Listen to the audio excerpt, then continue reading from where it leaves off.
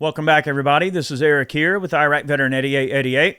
All right, today we got some more 2A news for you, and this article has some great information in it that I want to share about the amount of guns that are actually being sold in this current climate that we're living in. I thought it was a very interesting article, and I wanted to share it with you. And again, this one comes from our friends at AmmoLand. They always do a great job of just reporting the facts in an awesome and direct way, so I want to share it with you. This one's called Arming America, 400 million guns, and citizens keep buying, says report. And this one was written by Mr. Dave Workman. All right, so this one's only from a few days ago, so fairly recent, and we're going to break into this one. Before we get started, I would like to thank our friends at Arken Optics. They are a veteran-founded optic company that takes a lot of their real-world experience. I mean, these guys were snipers in the military, and they took a lot of their experience to build this ruggedized optic that they can sell for a very affordable price point. I mean, they got some awesome grids in them. They're really rugged. We've done some torture tests on them. They hold up great. They've got an awesome warranty. Check them out, Arken Optics. Definitely a great group of people, and a big thanks to them for supporting our efforts. And check out our torture test video. I think you'll be very surprised at how well those optics have held up. For the price point, I think they're probably one of the most robust, optics out there right now. So check them out, Arken Optics, and big thanks to those guys over there for supporting us. Okay, we're going to break into this. Let's do it. USA, AmmoLand.com. Big shout out to AmmoLand. Good people. Make sure you're following their news page. Really good information.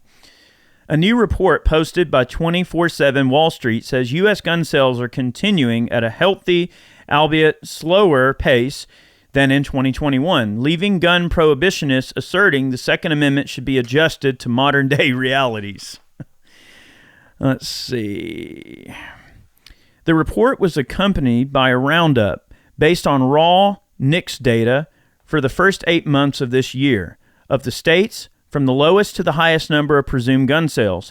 Hawaii is at the bottom of the heap with only 12,669 NICS checks from January through August, while Illinois is at the top with 2,771,745 checks. Wow, folks in Illinois are definitely arming themselves, aren't they?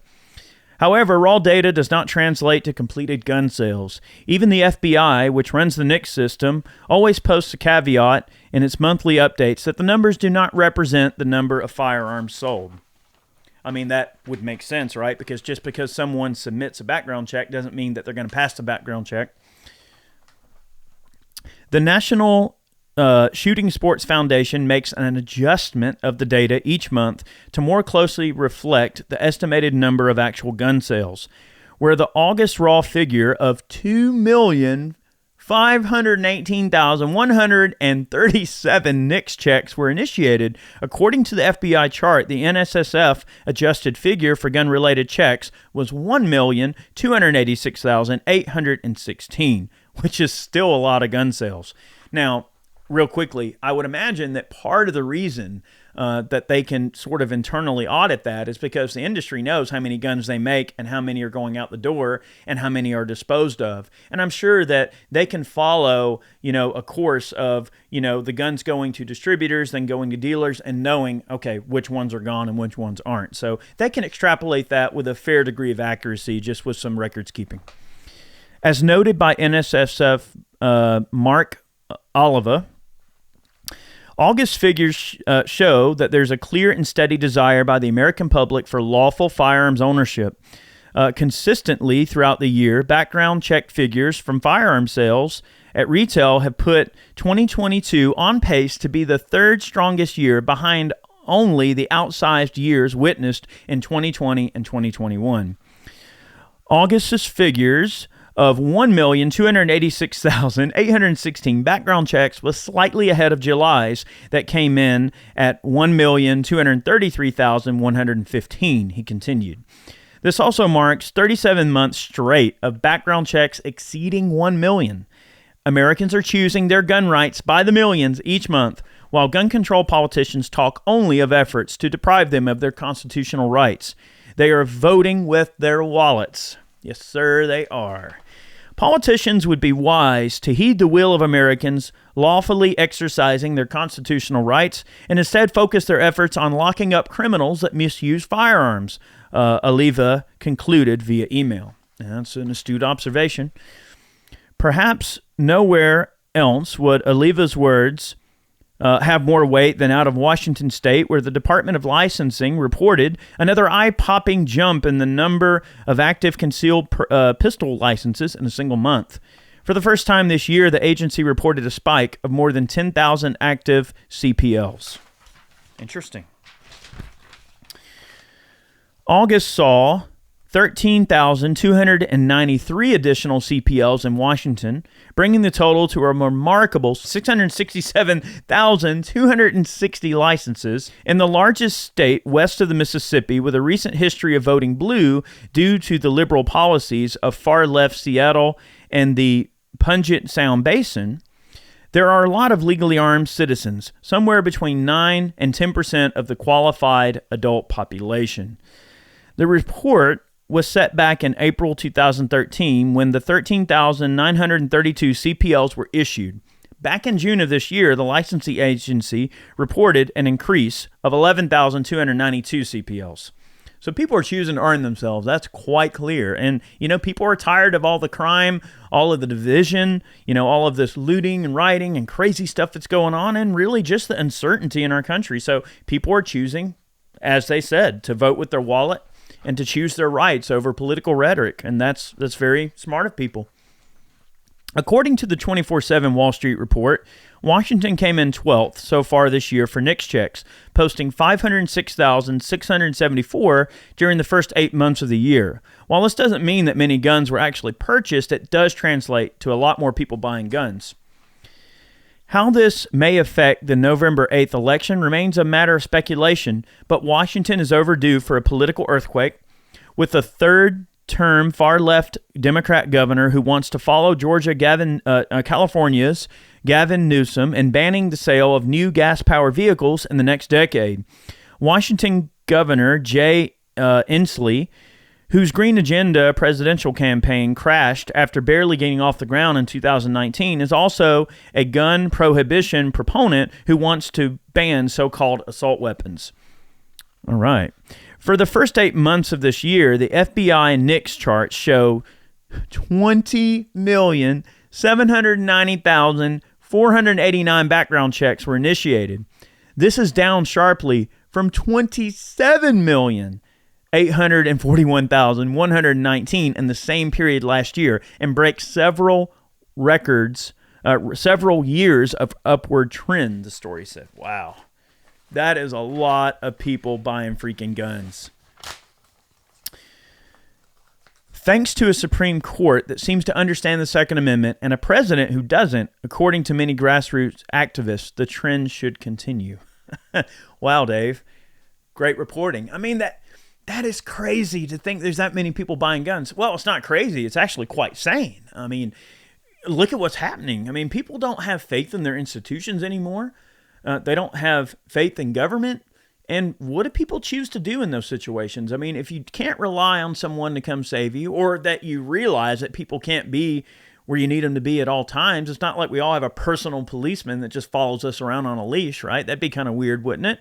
Well, you have to eventually say, well, you know what? I have to take matters into my own hands, especially when the people in charge clearly hate law enforcement. They want to defund the police. They want to cherry pick which aspects of policing that they want to support and which ones they don't, right? They love to send the alphabet agency against their, all the various alphabet agencies against their political opponents, right? We saw that with the, Trump raid and everything like that. I mean, no matter what you think about Trump or what you think about him or what you think about political factions or anything like that, I think a biased, alphabet agency like the, ATF or FBI or the people within those organizations, I should say specifically not the organizations as a whole, but the people within those organizations who are perfectly willing to use the power they have to apply pressure to the political opponents of the people in charge or the people that they don't support, essentially. That's a scary, scary thing, okay? And I think that people are kind of seeing through this facade. They're seeing through, this whole situation. They're having the wool pulled over their eyes, and they know that things are not exactly what they seem. That the lines are being drawn right. And how do you deal with that when you have these political factions that are at each other's throats, constantly at each other? I mean, you go on Twitter and log in and think you're going to have a civil conversation. Forget it. I mean, it's just going to be a whole bunch of rhetoric, this side versus that side, left versus right. And everyone wants to sling mud at each other.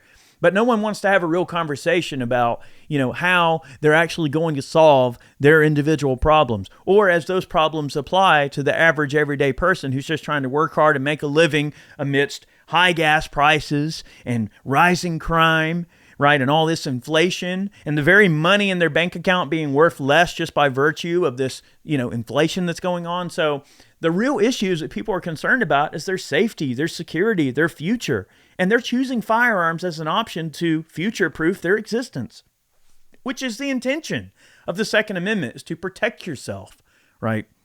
And people are finally waking up and realizing, that you can't always rely on the government to be there to protect you. And that's just the sad truth of it. I mean, there's a lot of people that, they grow up thinking that, the government, it has good intentions, and there very well may be many people within these organizations, within the administrative state, that actually do care and that actually do have good intentions. I mean, you can give the people the benefit of the doubt and say that there's good and bad players in every single situation you're dealing with these people.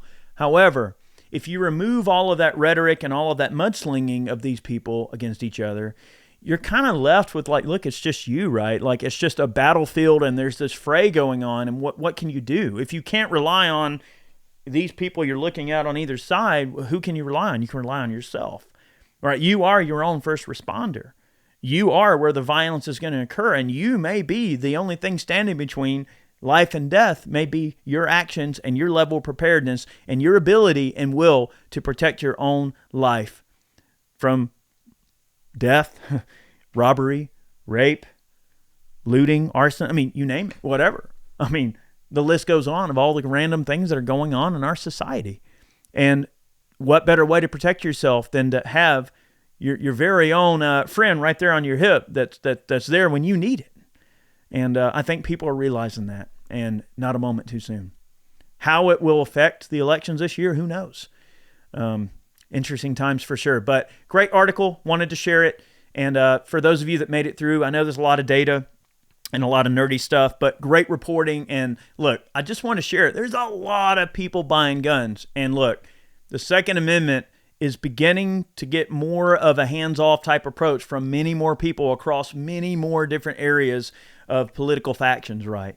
It's not becoming a left or right thing anymore. I think those lines are blurring, and I think a huger group of people are realizing, you know what, guns are something that we need to support, and that, we might not agree on these things, but you know what, guns are a hands-off thing for many folks, and I'm happy to see it. I just hope that we can all resolve our differences, in a peaceful way, and that, our country can move on and become stronger, and we can find a way forward that doesn't, involve anything too crazy. But, I have my hopes that we will have a political solution to the entire situation, that people will see the light and try to, be good people and be honorable people and do the right thing and do what's right for their country. And, I know we all have different views on what that is, what that definition is, but I hope we can all come together and be stronger and, do the right thing. That's really all we can hope. But I'm very happy to see more people choosing to arm themselves. I've pushed very hard over the years for more people to accept the Second Amendment as a very important part of our society, and I'm really happy to see a wide variety of people arming themselves, even people I may disagree with. That's fine. Firearms keep people, honest, and they, a person with a gun has to be reasoned with. And I think it's important that we choose to reason with each other. And firearms are that important middle ground that we have to protect. So thank you guys for watching. I hope you all had a great day, and thanks for tuning in. Make sure you click the notification bell and subscribe to our videos. Make sure you're subscribed so you get all of our content. If you enjoyed this video and you want to support our efforts, go over to Ballistic Ink and pick yourself up a snazzy new t-shirt. That's one way that you can help. If you want to contribute directly to our channel, we definitely appreciate the support if you buy a t-shirt. Have yourselves a great day. Many more videos on the way. We'll see you soon.